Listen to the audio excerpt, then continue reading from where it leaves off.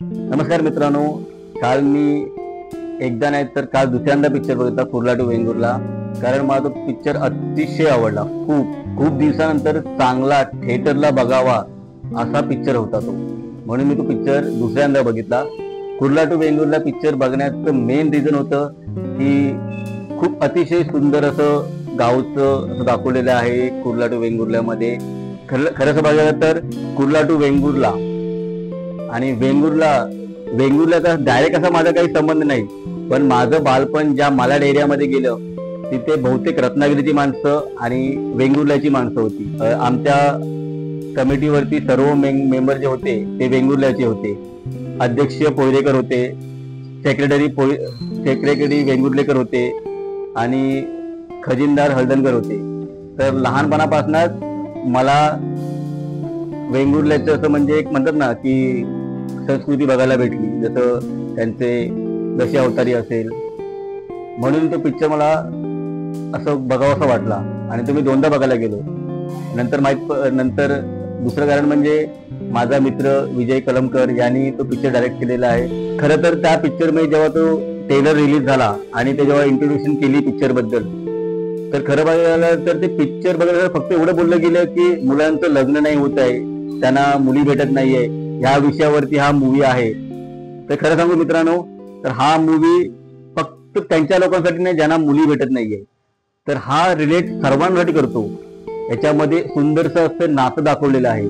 ते नवरा बायकोचं नातं आहे, ते नातं आईचं, ते नातं वडिलांचं आहे. हे सर्व नातं त्या पिक्चरमध्ये अतिशय सुंदररित्या दाखवलेलं आहे. त्या पिक्चरमध्ये कुर्ला टू वेंगुर्लामध्ये एक सीन आहे, त्या सीन मध्ये सख्या भावाचं नातं आपल्या भावावर कसं असावं हे एवढ्या सुंदर दाखवलं आहे. मित्राचं नातं पण तिकडे दाखवलेलं आहे. मित्र कशा प्रकारे आपल्या मित्राला प्रेम भेटावं याच्यासाठी प्रत्येक मित्र मदत करतो आणि त्या पिक्चर मध्ये अतिशय सुंदर म्हणजे त्याची गर्लफ्रेंड तिथे सोडण्यापर्यंत दाखवलेले आहे. दुसरं अजून नातं बघा, वहिनी आणि ननंद, त्या दोघांचं नातं देखील त्यांनी सुंदर प्रकारे दाखवलेलं आहे. जसं ननंद कशी वागते, आपली वहिनी कशी दाखवली ते दाखवलेलं आहे.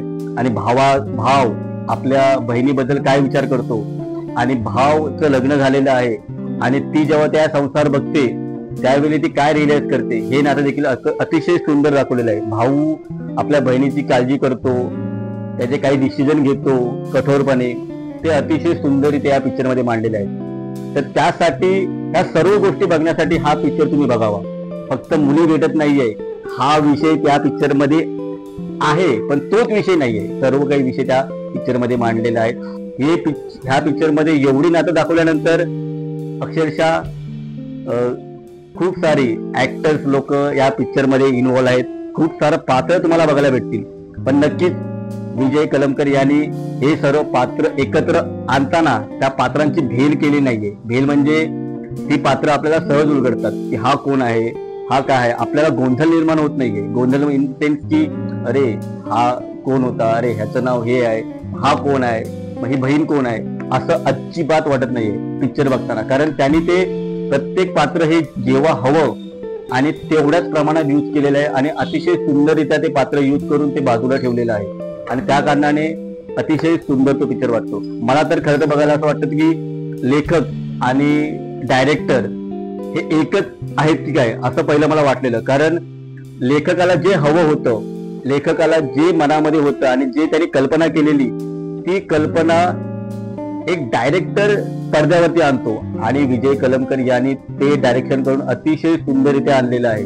लेखक अमरजीत यांच्या मनामध्ये होतं ते त्यांनी पडद्यावरती अक्षरशः उतरवलेलं आहे. आणि ते पण असं नाही की खूप सारे डायलॉग समजवण्याचा प्रयत्न केलेला आहे पिक्चर मध्ये की अरे हे असं आहे असं नाहीये. कमी डायलॉग मध्ये कमी शब्दांची रचना करून आपल्या म्हणजे जे म्हणतात ना पडद्यावरती हावभाव किंवा डायरेक्टर किंवा ऍक्शन आहेत, ज्या ऍक्शन आहेत त्या दाखवण्याचा प्रयत्न केलाय. त्यांनी कमी बोललेत पण खूप सारं दाखवून गेलेत. म्हणजे पिक्चर बघा तो, खरं तर पिक्चर बघा तो, तुम्हाला मी जे बोलतोय ते अक्षर तुम्हालाही रिअलाइज होईल. लेखकाला पाहिजे होतं ते विजय कलमकर यांनी दाखवून दिलेलं आहे. आणि अजून एक सीन आहे, तिला हिरोईन म्हणजे मुंबईला आल्यानंतर तिला अतिशय सुंदर बनायचं होतं. ती त्या मेकअप रूम मध्ये जाते, मेकअप करते आणि नंतर पाठी असं एक चांगलं असं एक हिरोईनचं चित्र आहे म्हणजे लेखकाला दाखवायचं होतं की मला हिरोईन बनवायचं, ते शब्दात न मांडता त्यांनी आपल्या ह्याच्यामध्ये मांडलेलं आहे. हे सर्व त्यांना का जमलं, कारण डायरेक्टर जे विजय कलमकर आहेत त्यांनी मला वाटतं 4 ते 5 वर्ष आमिर खान बरोबर पाणी या फाउंडेशन बरोबर काम केलं होतं. आणि 4 का 5 वर्ष काम करत असताना आमिर खान बरोबर जो मिस्टर परफेक्ट आहे त्याच्याबरोबर त्यांचे अनुभव शेअर झाला असणार एकमेकांना, आणि ह्या गोष्टी त्यांनी त्या अनुभवातून शिकल्या. तो ह्या पिक्चर मध्ये त्यांनी पूर्ण डायरेक्ट करताना त्यांनी तो पूर्ण अनुभव होतून हा पिक्चर अतिशय सुंदररित्या पडद्यावरती मांडलेला आहे. आणि ह्या पिक्चर विषयी मी तर खूप छान बोललेलो आहे, कारण मी 2दा पिक्चर बघितला. एकदा पिक्चर मला आवडला, दुसऱ्यांदा आवडला. तर हा पिक्चर आमिर खानने बघितल्यानंतर मला वाटतं त्यांनी त्यांचं रिव्ह्यू दिलं, तर ते त्या पिक्चर विषयी बोलत असताना मला वाटतं 1 ते 1.5 तास बोलले.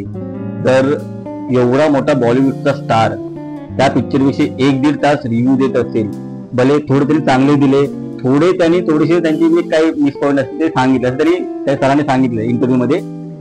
म्हणजे 1.5 तास जर एक माणूस रिव्ह्यू देतो तर आपण तो पिक्चर खरंच एकदा तरी बघितला पाहिजे. आणि जर त्या पिक्चरची कास्टिंग म्हटली तर पुढे आपले वैभव सर आहेत, ते तुमचे आवडतेच आहेत. तुम्ही त्यांचे खूप म्हणजे एकदम म्हणतात ना की तो आपला एकदम खूप हसवणारा आणि खूप त्याने अशा खूप चांगल्या भूमिका केल्या आहेत. नंतर वीणा आहे, वीणा जामकर आहे, म्हणजे ती वीणा जामकर आहे, त्यांनी खूप चांगली अशी भूमिका त्यांनी केलेली आहे. संकेत आहे, संकेत कामत, त्यांनी देखील खूप चांगला असा रोल केलेला आहे. सुनील आहेत, सुनील तावडे, त्यांनी देखील सुंदर अशा भूमिका साकारल्या आहे. जो त्यांना रोल दिलेला आहे तो त्यांनी अतिशय त्या रोलला त्यांनी साजेशी अशी ऍक्टिंग किंवा म्हणतात ना भूमिका केलेली आहे. नंतर स्वानंदी आहे तिथे, राणे, नंतर माझा मित्राचा मित्र अमय परब देखील त्या पिक्चर मध्ये आहे. अमय परब मधलं म्हटलं त्यांनी जो हिरोचा रोल केलेला आहे, बघा ना कास्टिंग मध्ये हिरो, तो म्हणजे हिरो असा हिरो नाहीये, तो आपल्याच म्हणजे लहानच्या वयातला असा म्हणजे जस्ट नवीन असे झालेला म्हणतात ना की आता मिशा फुटलेला मुलगा आहे असा एक मुलगा दाखवला, आणि तो अक्षरशः खरंच तसाच आहे. आणि तो तसाच त्या पडद्यावरती डायरेक्टरने उभा केलेला आहे. आणि ते बघण्यासाठी जावा, त्यात तुम्हाला कुठेतरी रिलीज होईल, अरे आपला हा मुलगा असाच आहे, किंवा अरे आपणच तिथे आहोत असं रिलीज होतो. आणि हे सर्व करत असताना तुम्हाला अजून एक गोष्ट दिसेल ती म्हणजे अतिशय सुंदर आहे. अतिशय काही गोष्टी कधी आपल्याला असं वाटतं की आर्टिफिशियल क्रिएट केल्या असतील, या इथे गोष्टी नसायला, म्हणजे असं पिक्चर बघताना बोरिंग होतं, यार हे काय असतं, अतिशय म्हणजे काय काय गोष्टी एक्स्ट्रा दाखवतात. ह्या पिक्चर मध्ये अजिबात असं काही नाहीये. आर्टिफिशियल तुम्हाला काही त्या पिक्चर मध्ये वाटणार नाही.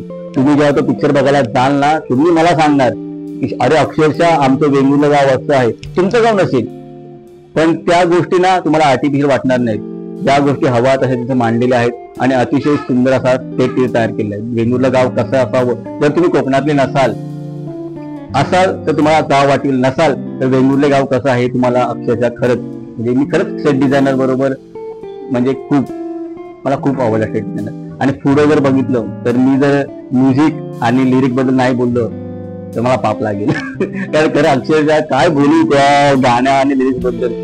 पिक्चर मध्ये खूप अशी गाणी नाहीये त्यामध्ये, पण जिथे हवी त्या प्रमाणात आणि तशीच गाणी तिथे घेतलेली आहेत. अजून काय पाहिजे पिक्चरला. काही काही पिक्चर असतात ना गाण्यामध्ये उठतात, गाणी खूप असतात, गाण्यामध्ये पिक्चर उठतात. पिक्चर आपण जातो थिएटरला बघायला, नंतर आपल्याला समजतं की यार गाणी खूप छान आहे. आणि पिक्चर इज ओके, एक विषय मांडलेला असतो प्रेमाचा किंवा कुठलाही काही विषय मांडलेला असतो आणि तोच विषय पुढे पुढे नेत जातो. सुंदर पिक्चर म्हणजे डायरेक्टर सुंदर असं काही असतील, पण ह्या पिक्चर मध्ये असे नाही आहे. तुम्ही बघू शकता खूप प्रेमाचं नातं नाहीये, खूप खूप नाती मांडत असताना आणि खूप खूप ट्विस्ट आणि खूप साऱ्या स्टोऱ्या आणि खूप साऱ्या गोष्टी मांडत असताना म्युझिक आणि लिरिक्स यांचं अतिशय सांगड घालण्याचं काम डायरेक्टरने केलेलं आहे. खूप छान पद्धतीने एक नाट्यमय संगीत, जे संगीत नाटक आपण पहिले बघायचो ना तशा प्रकारे इथे तयार केलेलं आहे. हा पिक्चर असं म्हणजे असं वाटतं की आपण एक समोर असे बोलकं पट बघत आहात किंवा समोर असं आपण एक सुंदरशी अशी म्हणजे असं फ्रेम लावलेलं आणि समोर सर्व गोष्टी घडतायत असं आपण तिथे बघत आहोत असं वाटतं आपल्याला. एक गाणं आहे तिथे त्या पिक्चर मध्ये, मला म्हणजे ते गाणं मला आठवत नाही कुठलं गाणं ते. सुरुवातीला मी जेव्हा ते गाणं बघितलं तर मला वाटलं की त्या पिक्चर मध्ये 20 ते 15 मिनिटाचा सीन असणार आहे. कसलं, कारण कुर्ला टू वेंगुर्ला म्हटलं तर कुर्ला हे शहर दाखवायला पाहिजे, तर ते 15 ते 20 मिनिटं कुर्ल्याचं दाखवणार असणार. पण असं काहीच नाहीये.